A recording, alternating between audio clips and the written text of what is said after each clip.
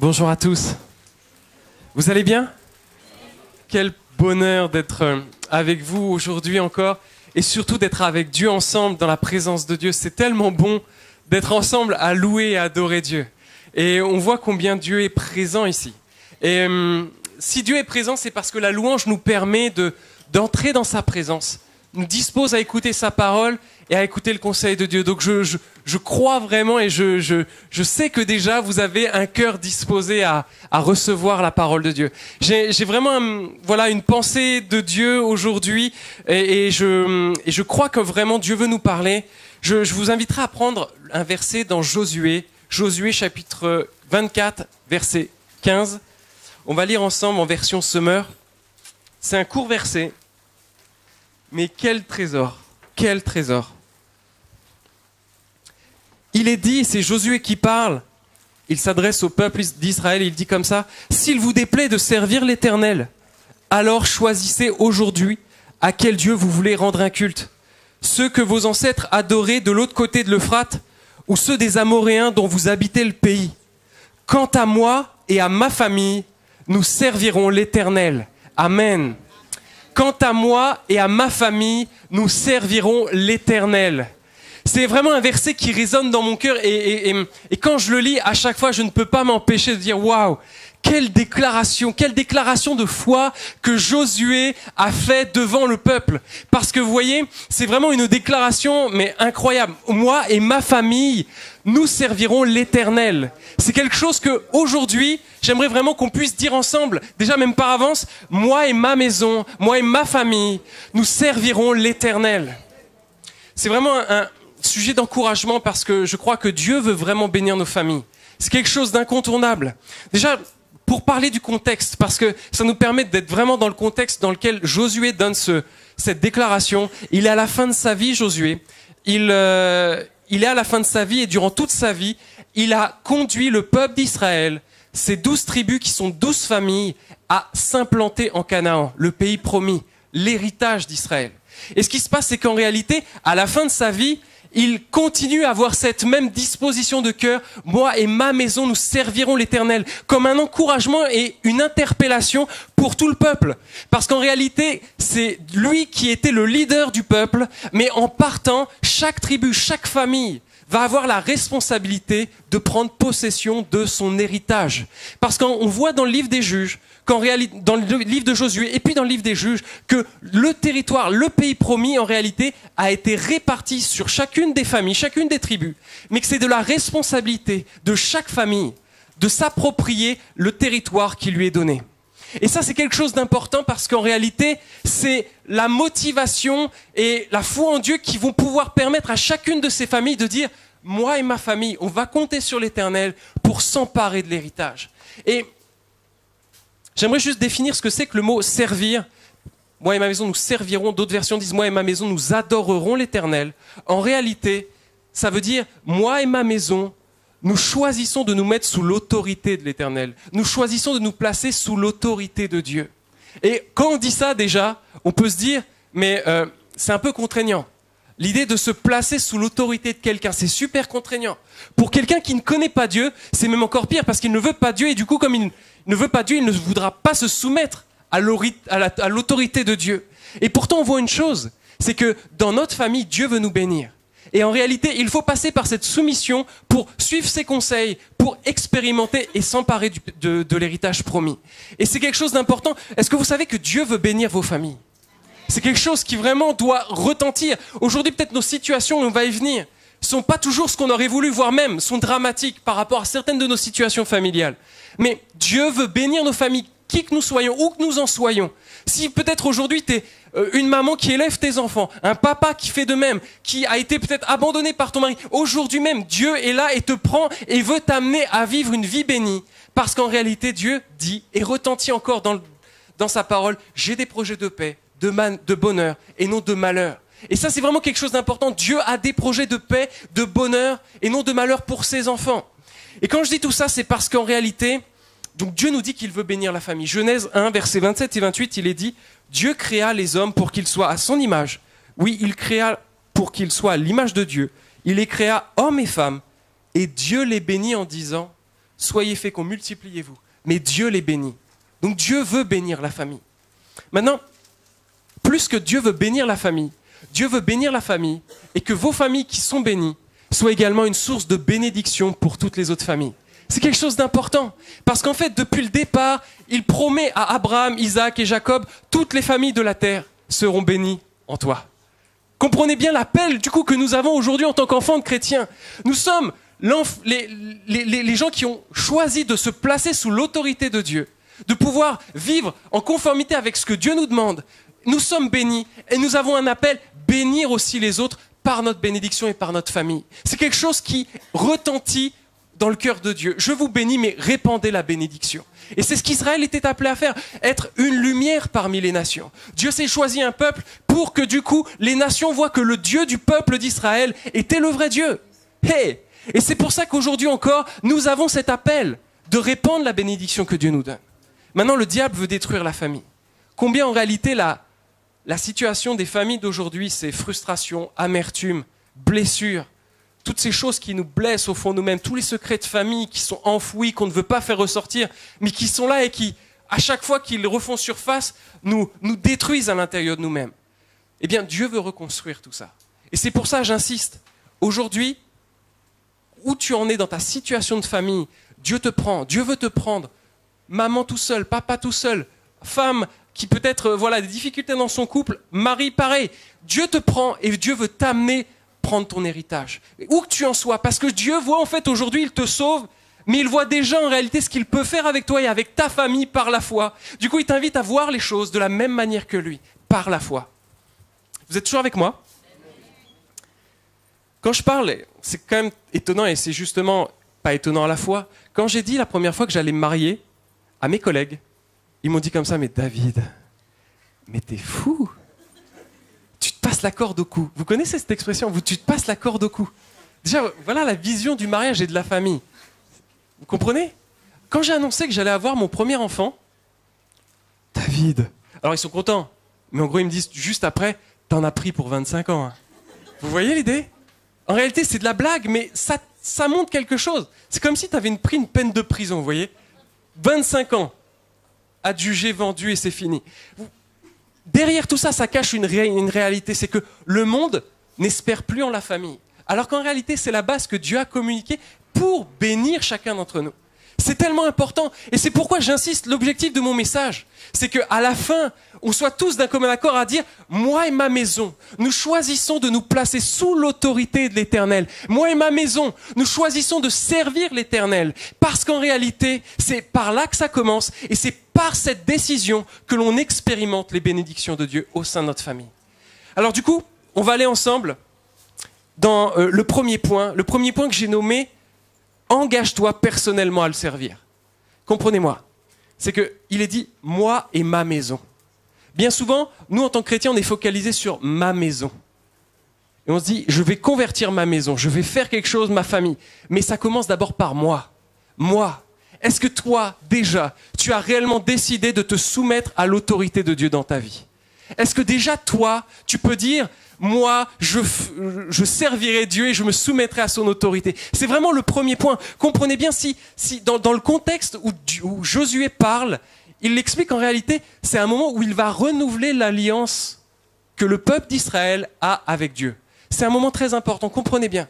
Renouveler l'alliance. Qu'est-ce qu'on veut dire par alliance ? En fait, le peuple d'Israël a été esclave en Égypte, a vécu le miracle, la mer Rouge, vous connaissez, ils ont traversé la mer Rouge et ils sont arrivés à une montagne, le mont Sinaï. Et c'est là que, du coup, Dieu a fait alliance avec son peuple. Et ce qui s'est passé à ce moment-là, c'est qu'en réalité, Dieu leur a dit, voilà, vous voyez combien je suis puissant, combien je vous aime. Eh bien, je fais alliance avec vous. C'est en gros le mariage entre Israël et Dieu. Et ce qui s'est passé, il leur a dit, voilà, maintenant, on va faire alliance. Je vais vous donner, je vais vous bénir, je m'engage à vous donner un héritage, je m'engage à vous bénir dans votre cheminement, vous amener à Canaan. Mais en contrepartie, votre engagement, c'est que je serai votre Dieu exclusif. Vous ne choisirez pas d'autre Dieu parce que je veux être le Dieu exclusif pour qu'on voit combien je suis grand.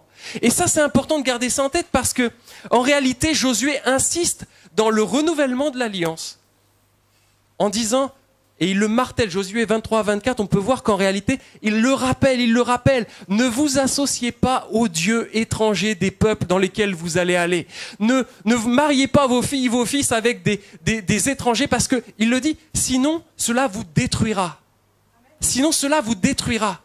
En réalité, Dieu n'arrête pas de leur dire et insister parce que du coup, il sait qu'en réalité, en faisant ça, ils vont se détruire. Et si je parle de ça, c'est parce que en perdant Josué, le leader spirituel, ils peuvent en arriver à douter réellement de leur capacité à prendre possession du pays, à vraiment prendre leur héritage. Je ne sais pas si on peut voir, mais le peuple d'Israël était un peuple de nomades. Un peuple qui n'était pas organisé militairement, politiquement, économiquement, tout ce qu'on veut. Il est dit que les peuples qu'ils allaient conquérir étaient des peuples qui avaient une technologie avancée dans le fer. Ils détenaient le fer, ce qui permettait d'avoir des chars de fer.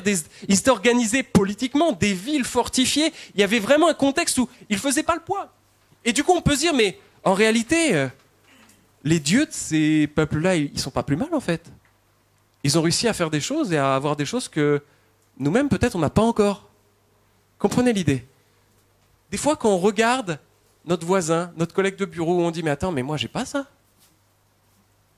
Il a l'air d'être heureux, lui, avec sa femme, sa famille. » Vous comprenez l'idée? On commence à se dire « Mais est-ce que vraiment Dieu va pouvoir me bénir comme il l'a promis? Est-ce que vraiment? Le doute s'installe et on commence à dire « Mais pourquoi pas, en fait? Pourquoi pas peut-être, en réalité, multiplier les conquêtes? Parce que, en tant que chrétien, j'attends l'heureux élu, mais... Mon collègue, c'est sympa sa vie. Il multiplie une nouvelle copine toutes les semaines, il m'en présente. Comprenez, le fait d'attendre l'heureux élu et de se marier avec une personne qui n'a pas accepté de se mettre sous l'autorité de Dieu. Comprenez l'idée. C'est peut-être des fois plus facile. Et en réalité, Josué est conscient que la tentation est grande pour ces familles de laisser des compromis ternir leur relation et leur alliance avec Dieu. Et c'est pourquoi il leur dit, écoutez, je m'en vais, mais j'ai toujours la même détermination. Quoi qu'il arrive, moi et ma famille, j'ai vu Dieu agir, eh bien moi et ma famille, je me place sous son autorité, je lui fais confiance. Je ne douterai pas parce que je sais où il nous a amenés, d'où nous venons, et je sais où on va, parce que Dieu est avec nous. Comprenez une chose, c'est qu'il y a des moments où on peut être dans le doute sur qui est Dieu pour nous. Et en réalité, Dieu veut nous voir dire, aujourd'hui même, moi et ma famille, par la foi, tu proclames, moi et ma famille, nous servirons l'Éternel. Le renouvellement de l'alliance était un encouragement à persévérer et à se confier en Dieu. À titre personnel, je vais vous raconter une histoire un peu perso, j'avais dû la raconter avec les jeunes, lorsque j'étais responsable de jeunes, mais... J'ai renouvelé mon alliance à un moment donné de ma vie avec Dieu et c'était quelque chose de très fort parce que ça avait une valeur hautement spirituelle à mes yeux. Depuis tout petit, j'ai eu le privilège d'avoir un père, une mère qui était chrétien, qui aimait Dieu. Depuis tout petit, j'ai le privilège de grandir dans l'enseignement avec Dieu. C'est un privilège incroyable parce que ça m'a permis de mettre des fondements dans ma vie. Et depuis tout petit, depuis que j'ai 14 ans, je me suis engagé avec Dieu et je l'ai mis en premier. J'ai décidé de me soumettre à son autorité. J'ai décidé de faire de Dieu le fondement de ma vie. Dès 14 ans, mon père m'encourageait même. Mais il me disait, David, mets Dieu en priorité dans tes études, dans tes projets, dans ta vie sentimentale. Tout ce que tu vas construire qui est vital pour toi. Eh bien, en réalité, si tu fais confiance à Dieu, si tu fais les choses comme Dieu l'attend, tu vas être heureux. Et en réalité, je savais que Dieu était avec moi. Parce que j'avais décidé et je voyais qu'il avait déjà fait des choses grandes dans ma famille. Et en réalité, j'ai construit ma vie sur ces principes et ça m'a fait grandir. Il y a un moment donné, vers l'âge de 18 ans, j'ai commencé à entamer une relation sentimentale avec une jeune fille chrétienne. On faisait les choses bien, on se fréquentait, on voulait se fiancer, se marier. Ça faisait presque 2 ans que ça se développait. Et on était vraiment... on faisait les choses bien. Et tout est parti en éclats. Je ne peux même pas expliquer comment ni pourquoi. Tout est parti en éclats. Et à un moment donné, dans ma vie personnelle, dans ma relation avec Dieu, j'ai dit, mais Seigneur, mais pourquoi tu as fait ça? Pourquoi tu as permis ça? Et vous voyez, pour vous, c'est peut-être pas grand-chose, parce qu'en réalité, à l'intérieur, je vous vois déjà venir, et dit, oh pauvre petit cœur, il va s'en remettre. C'est une petite douleur et il en verra d'autres. Hein. Moi, si tu savais ce que je traverse... J'aimerais vous dire une chose. Dieu se met à nos niveaux pour nous encourager. Vos problèmes, vos challenges sont peut-être une goutte d'eau pour moi et inversement. Mais comprenez une chose, c'est que quand tu es dans la tourmente, quand tu es dans la galère, quand tu perds tes repères, parce que Dieu pour moi, là, à un moment donné, je me dis, j'ai tout fait bien, tout est bien fait, j'ai mis Dieu en premier. Ça fait 2 ans quand même, t'aurais pu me le dire avant. Je ramasse mon cœur en miettes. Vous comprenez l'idée? Il y a un moment donné, tu te poses plein de questions. Mais Dieu, vraiment, est-ce que t'as prévu le bonheur pour ma vie? Et j'étais dans ma salle de bain, je voulais m'isoler parce que je savais pas où me mettre. J'étais encore chez mes parents. Je voulais pas qu'ils me voient pleurer. Je voulais pas qu'ils... Je faisais pitié. J'avais plus aucun avenir. Vraiment, le ciel qui tombe sur la tête. Et ce qui se passe, c'est que je comprenais pas. Je disais, mais Dieu, faut que tu me parles là. T'es vraiment... Vous voyez, tout était commencé à peut-être être remis en cause. Mais qu'est-ce qui a fait que... Et je suis tombé, mais par hasard, sur... Je dis, voilà, faut que tu parles. J'ai ouvert ma Bible. Je suis tombé... J'avais jamais lu ce psaume 128, qui, au moment où je l'ai lu, a été comme une des paroles audibles dans mon cœur. Je ne les ai pas entendues là, mais je peux vous assurer que Dieu me parlait au moment où j'ai lu ce psaume 128. Il est dit, heureux est l'homme qui révère l'Éternel, car tout ce qu'il fait lui réussit. Ta femme est comme une vigne féconde, tes enfants sont comme des plants d'olivier, autour de ta table, tout ce qu'il fait lui réussit. Et il voit, alors là je vais peut-être écorcher le verset, il dit, et il voit les enfants de ses enfants, et il l'admire jusqu'à la fin de ses jours. Comprenez, Dieu m'a interpellé et m'a parlé en me disant, si tu me fais confiance, crois-moi, je te promets, je ne te lâcherai pas. Et c'est un moment dramatique qui s'est arrivé, et je me suis marié 7 ans après, imaginez. On peut se dire, et comprenez, dans ces moments-là, ce qui se passe, c'est qu'on peut se dire, mais qu'est-ce que tu fais quand tu vois que la promesse t'a été faite, mais que Dieu, il n'est pas encore là. 7 ans, c'est long. Hein. Mais comprenez bien que dans les moments difficiles, nos épreuves, c'est long. Et qu'il y a un moment où on peut se dire, mais est-ce que vraiment Dieu a fait quelque chose? Est-ce que vraiment Dieu m'a parlé? Si je vous dis tout ça, c'est parce qu'en réalité, 7 ans après, j'ai rencontré ma femme, elle est formidable. Comprenez bien.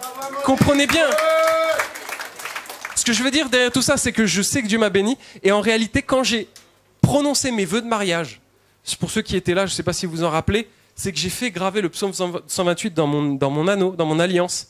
Pour la simple et bonne raison, parce que pour moi, c'était une valeur spirituelle, mais très importante. Parce que je prononçais mes vœux et je passais la bague au doigt de ma femme, mais en réalité, je la passais au doigt de Dieu également. En disant, je t'ai fait une alliance, j'ai attendu 7 ans, tu n'as pas manqué à ta promesse. Aujourd'hui, je renouvelle mon engagement. Je me soumets à toi durant tous les jours de ma vie, même durant mon mariage, que ça aille pas, qu'il y ait des choses qui soient difficiles. Je m'engage à te servir, moi et ma maison. C'est moi et ma maison et rien d'autre. Je m'engage à te rester fidèle parce que je sais qui tu es. Et je sais que tu as des bonnes choses pour ma vie, alors je ne lâcherai jamais ta main. Comprenez bien, Dieu veut nous voir aujourd'hui dans nos moments difficiles proclamer, moi et ma maison, nous servirons l'Éternel. Maintenant qu'on dit ça, vous allez me dire, mais David, toi tu es un fils à papa. Parce que tu as eu la chance d'avoir un père, une mère. Tu as eu la chance de ne pas faire ces erreurs. Moi, je suis marié, j'ai des enfants, on m'a quitté. Et maintenant, je suis là. Bon, c'est vrai, Dieu m'a sorti de là où je suis, mais je suis mère célibataire. Comprenez bien une chose. Et là, l'humour de Dieu, la puissance de Dieu aussi derrière tout ça. Connaissez-vous la vie de Rahab? Rahab dans le livre de Josué, la conquête. On est toujours dans le livre de Josué. Ce qui se passe, c'est qu'il est dit qu'une femme, Rahab, était prostituée. Imaginez le statut social en Israël d'une prostituée. C'est une femme que l'on regarde comme une femme sans avenir, une femme sale, salie, une femme dont les hommes abusent parce qu'ils viennent prendre ce qu'ils ont besoin et ils la lâchent. Ils la regardent comme une sous-développée, quelqu'un qui n'aura jamais de famille, quelqu'un qui est moins que rien, parce qu'elle a tout planté dans sa vie. Elle a décidé d'en arriver là et croyez-moi, au temps d'Israël, en plus, le statut de la femme prostituée, c'est encore pire que ce qu'on pourrait peut-être encore aujourd'hui envisager. C'est quelque chose de dramatique. Et en fait, dans cette expérience-là, Dieu avait les regards sur Rahab. Comprenez-moi, Dieu avait les regards sur Rahab à tel point qu'il l'a sortie de Jéricho et qu'il l'a intégrée à son peuple, que Rahab est citée dans Hébreu comme une des héroïnes de la foi.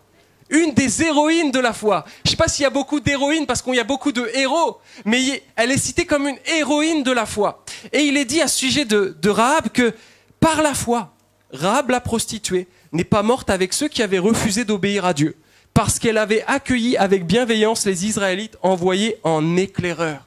Comprenez une chose, c'est que Dieu là est en train de nous montrer que quelle que soit la situation de famille dans laquelle on est, peut-être aujourd'hui aux yeux des autres, peut-être à tes propres yeux, et peut-être parce qu'on te le fait remarquer, ta situation de famille, mais c'est la galère. Ta situation de famille, c'est, bon, on prie pour elle, mais bon courage, hein, elle va devoir s'accrocher. Hein. où il devra s'accrocher, comprenez bien. En réalité, Dieu avait les regards sur Rahab. Et ce qui lui a permis de sortir de son état, ce qui lui a permis de sortir de sa situation, comprenez-moi, c'est qu'elle a décidé de se soumettre à l'autorité de Dieu par la foi. Elle s'est dit, imaginez, elle accueille les ennemis pour... Faut quand même... elle risquait sa vie. Hein. Elle, par la foi, elle a dit, c'est bon, je m'accroche au Dieu de ce peuple qui est le vrai Dieu. Et elle dépend du coup de ce que Dieu va faire parmi ce peuple. Et les conséquences de tout ça, on ne nous raconte pas seulement, on nous dit que Abraham, sa descendance, est la descendance qui aboutira au Christ. Imaginez un peu, de gens qui sont pauvres, malheureux, mis de côté, rejetés, Dieu en fait des fils et des filles de rois. Imaginez vos enfants quand vous pensez à ça. Aujourd'hui, on vous regarde comme ça, on vous dit, mais ça, c'est des enfants de... Regarde le milieu défavorisé.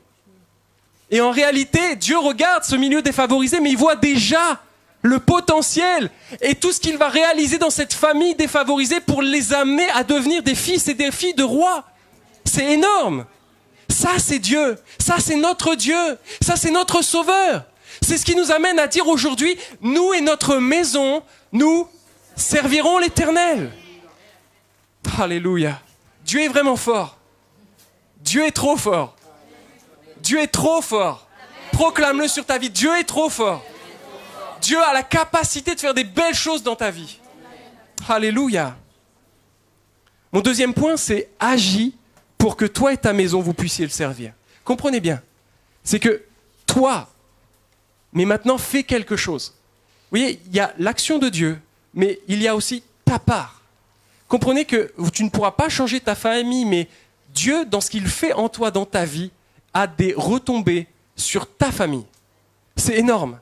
Dieu ne viendra pas toujours parce que si ta famille ne veut pas de Dieu, Dieu pourra difficilement accéder à ta famille. Mais par contre, toi qui es avec ta famille et qui as décidé de suivre et de te soumettre à l'autorité de Dieu, va influencer positivement ta famille, va apporter la bénédiction. Parce que comprenez bien, il y a un moment donné, quand tu es béni, c'est que c'est ta famille qui est bénie.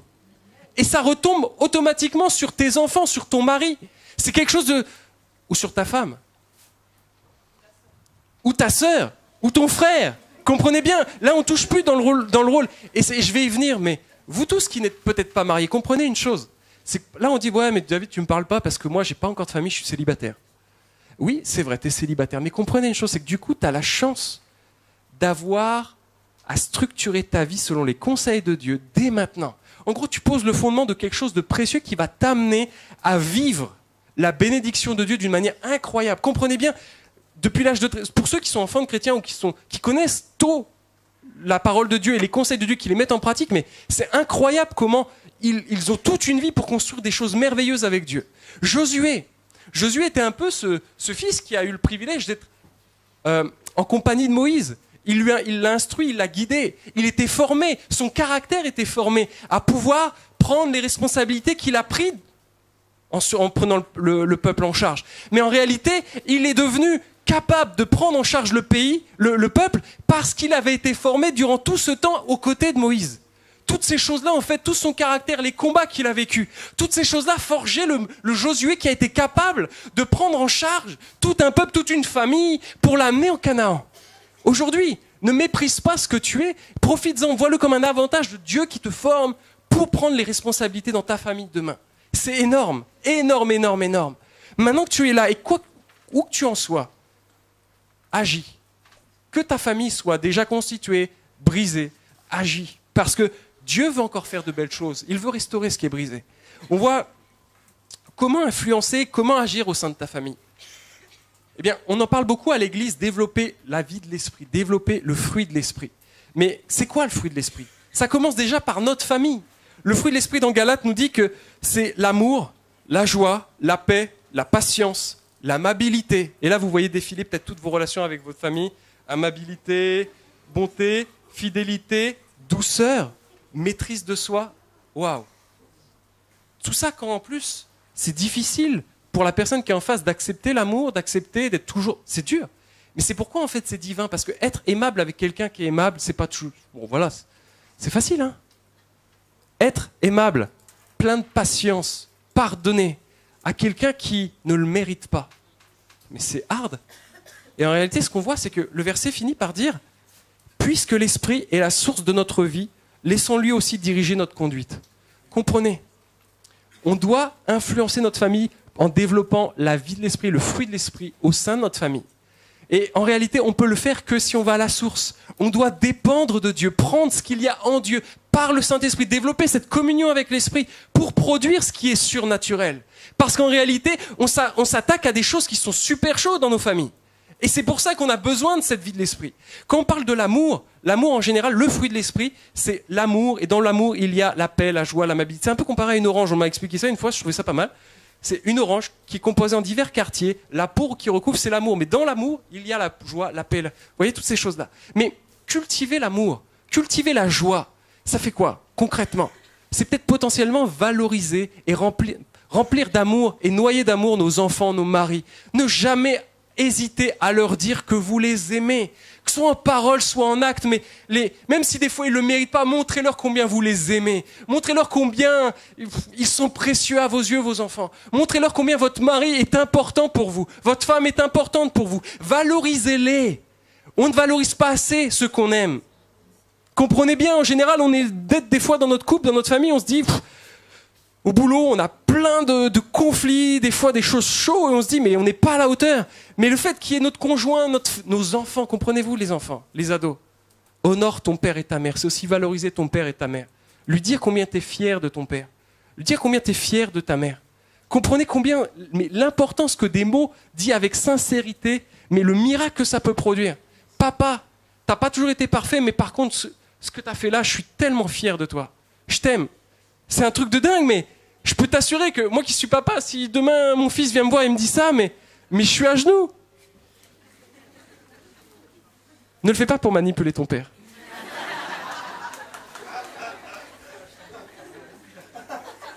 Développe le fruit de l'esprit.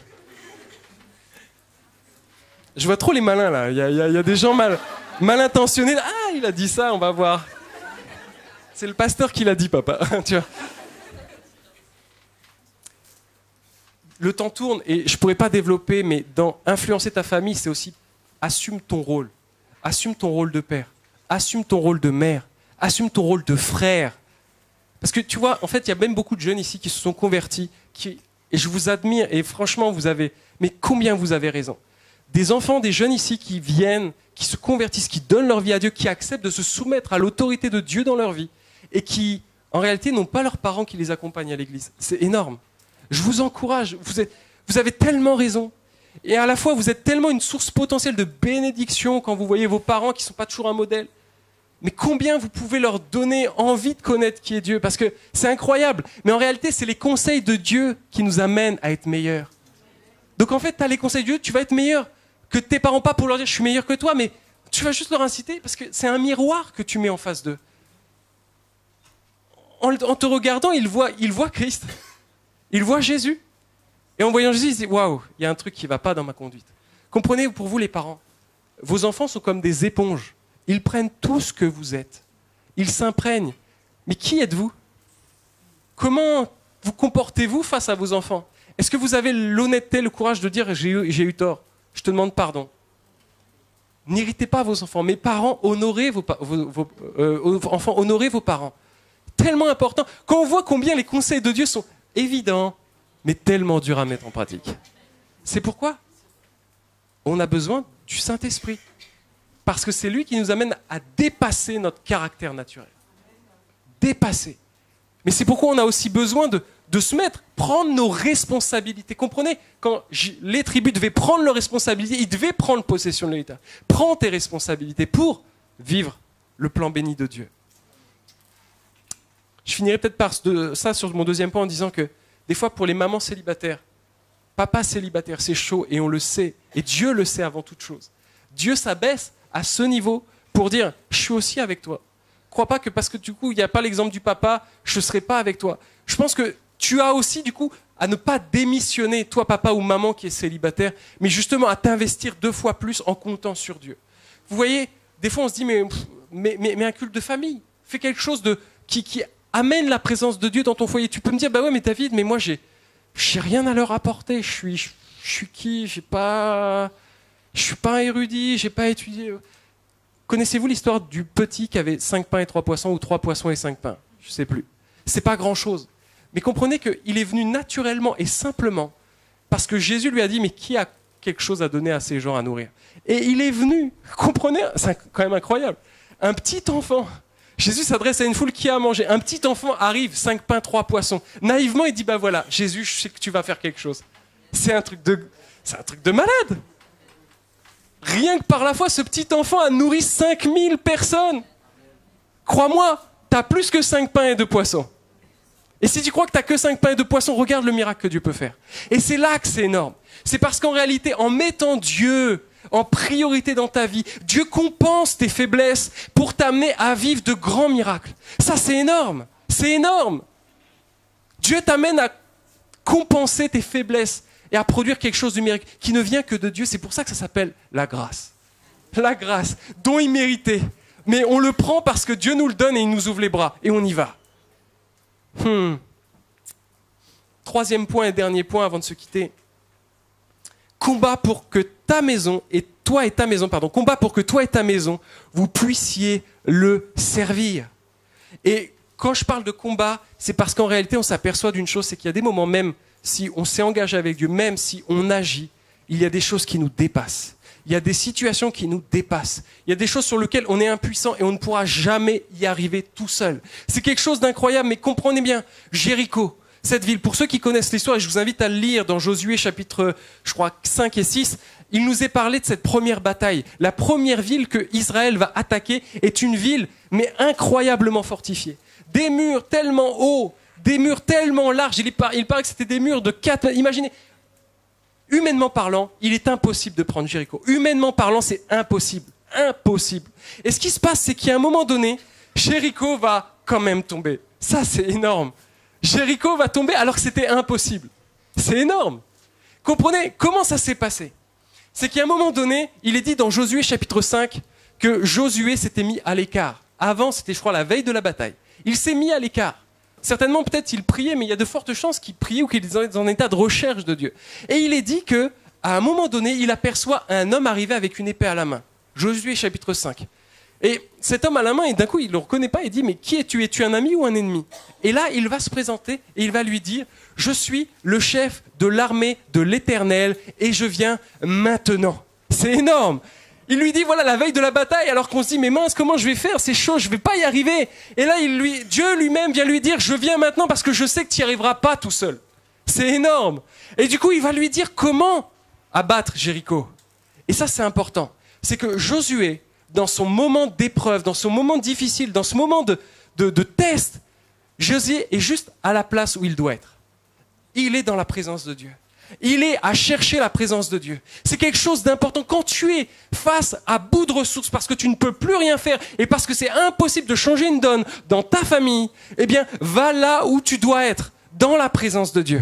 C'est quelque chose que tu dois cultiver, quelque chose que tu dois aimer, quelque chose comme un refuge. Quand on dit que tu te places sous l'autorité de Dieu, c'est aussi que tu te places sous la protection de Dieu. C'est énorme parce qu'en réalité, l'autorité dont tu dépends est l'autorité qui te défend.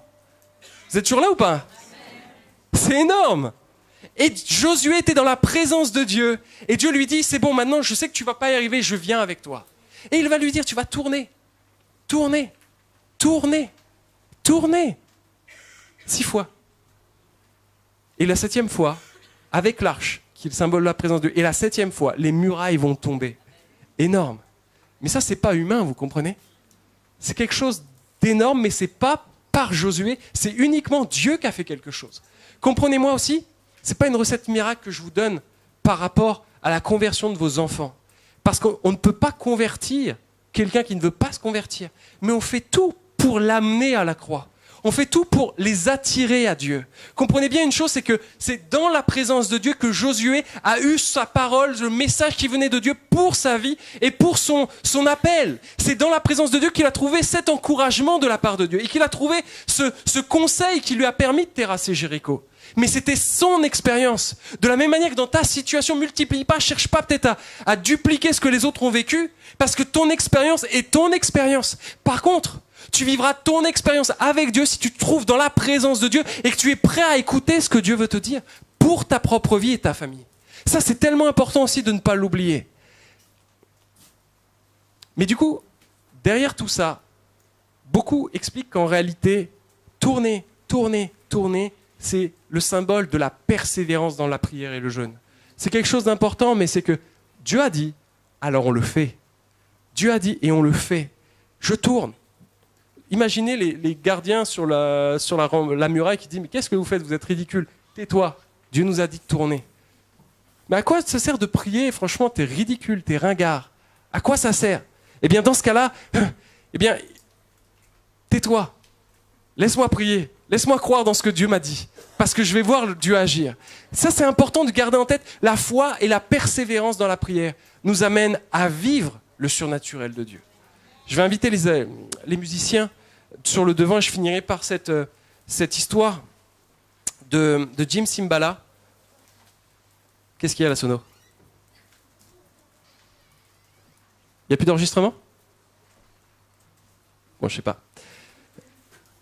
Je vais finir par cette histoire qui nous dit, de Jim Cymbala, qui expliquait en réalité quelque chose que lui-même a vécu durant sa vie de pasteur. Jim Cymbala, c'est un homme qui a fondé une grande église, mais qui en a fondé beaucoup d'autres, son ministère s'est développé auprès des gens qui étaient séropositifs, des familles déstructurées, brisées. Et il s'occupait énormément et ça prenait de l'ampleur et il bénissait, son ministère était grandissant. Mais en réalité, pendant qu'il vivait ça, eh bien, en parallèle, sa jeune fille, Christy, de 17 ans, son aînée, a mis la clé, pas la clé sous la porte, a quitté le foyer, a abandonné Dieu, a abandonné sa famille pendant 2 ans et demi. Et alors qu'il aidait les familles déstructurées, lui-même, dans le silence, il supportait, il subissait cette douleur que de voir sa fille partie je ne sais où et ne pas revenir en plus. Et ça minait tellement sa famille que ça l'attristait profondément, ça le blessait. Ce qui se passait, c'est que même sa femme était en dépression. Même le diable lui disait que voilà, ça commence par ta grande fille, mais ça finira aussi par tes 2 autres, c'est inévitable.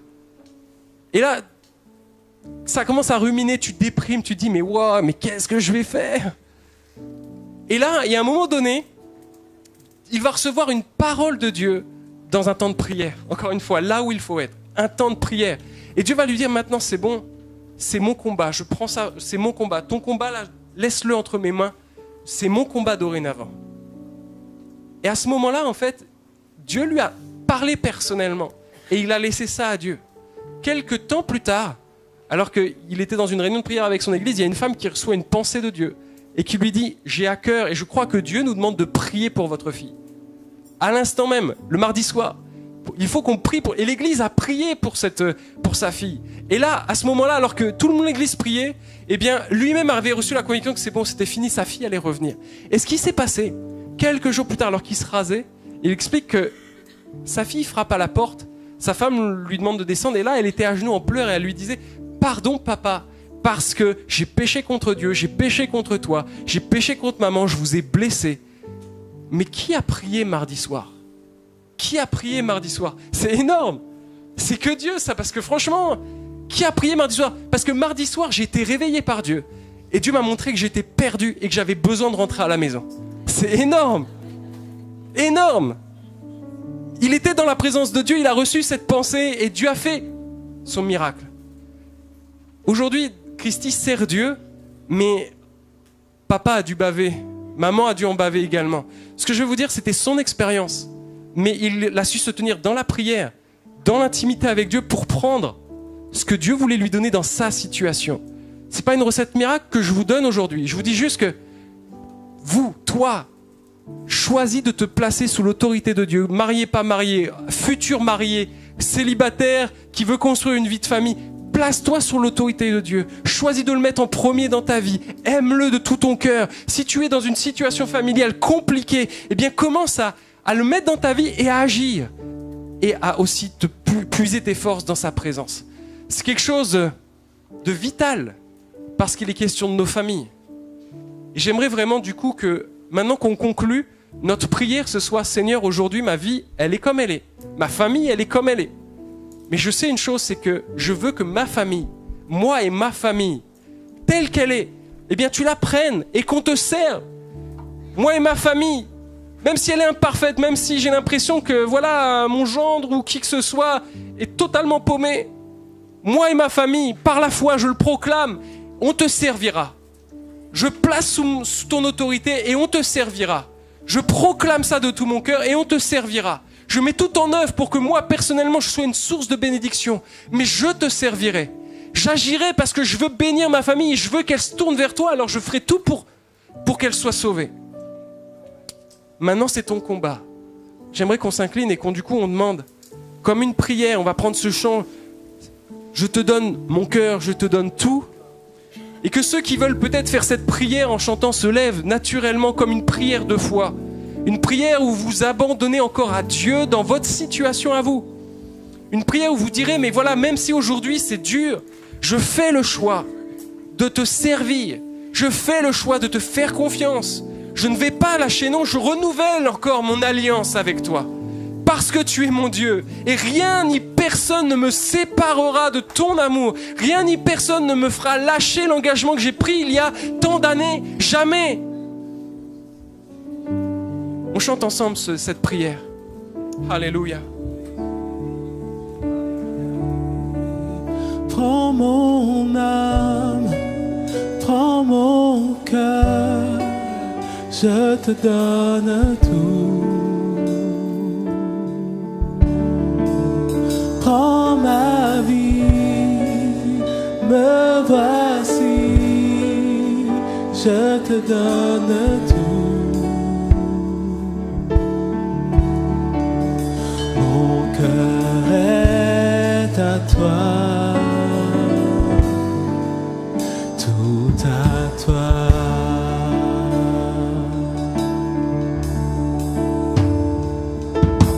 Je donne mon cœur, il ne m'appartient plus. Ce que j'ai de meilleur, tout est pour toi, Jésus. Un parfum de valeur sur toi est répandu. C'est le fond de mon cœur. Je suis à toi, Jésus. Prends mon âme, prends mon cœur, je te donne tout. Prends ma vie, me voici, je te donne tout.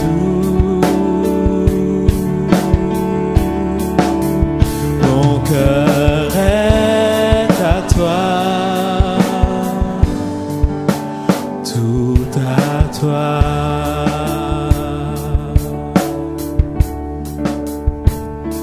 Pendant que la musique continue, juste pendant encore quelques minutes, peut-être que vous, individuellement, dans votre intimité avec Dieu maintenant, peut-être exprimez-vous à lui. Dites-lui ce qu'il y a sur votre cœur par rapport à votre famille. Expliquez-lui, discutez, échangez, exposez-lui votre cœur. Parce qu'il se met à notre niveau dans nos moments où c'est difficile. Et aujourd'hui même encore, il peut vous donner une parole qui viendra vous relever et continuer à avancer jusqu'à ce que vous puissiez voir votre bénédiction au sein de votre famille. Il est capable aujourd'hui, même là au moment où vous tournez vers lui, de vous donner une parole, quelque chose qui, pour votre vie, viendra vous transformer. Alléluia.